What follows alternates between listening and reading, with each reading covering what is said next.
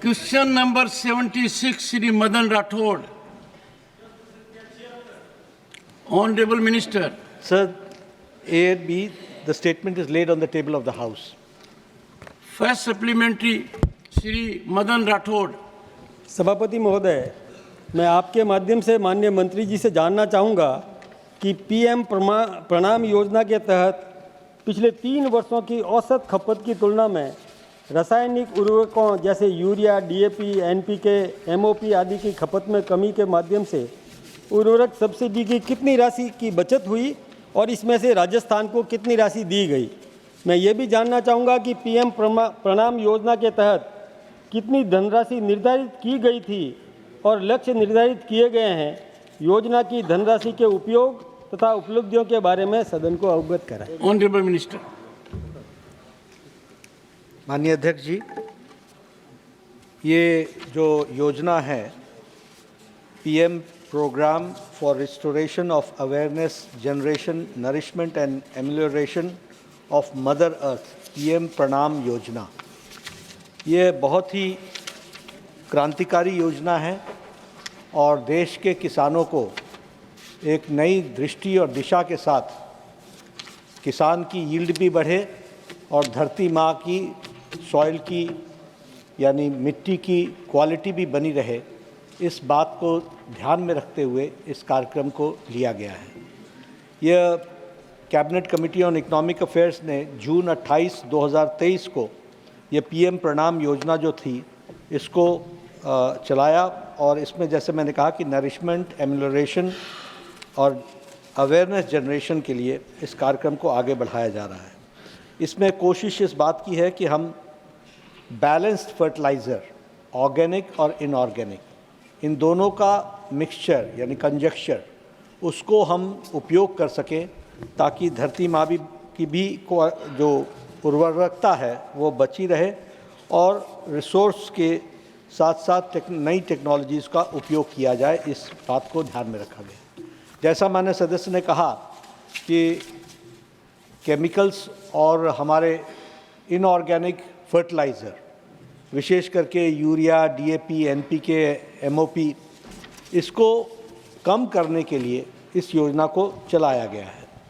और इसमें जो उन्होंने कहा कि राजस्थान को या देश को कितना फ़ायदा हुआ है, तो मैं इसमें कहना चाहूँगा कि इसका प्रोसेस इस प्रकार से है कि पिछले 3 वर्षों में जो फॉर्मूला है वो कंजम्पशन एवरेज निकाल कर और इस वर्ष का जो क्या कंजम्पशन हुआ है यूरिया का, उसको निकाल कर जो कमी हुई है, जितना यूरिया कम उपयोग हुआ है उसकी सब्सिडी को 50% स्टेट को जाएगा और 50% सेंटर को जाएगा और दोनों ही जो पैसा है वो सारे का सारा for the construction of and the promotion of the agricultural products और एग्रीकल्चर को बढ़ावा देने के लिए, उसके अवेयरनेस के लिए, आईईसी के लिए और उसके आरएनडी के लिए, इन सब चीज़ों में वो पैसा खर्च होने वाला है from the state also and from the centre also.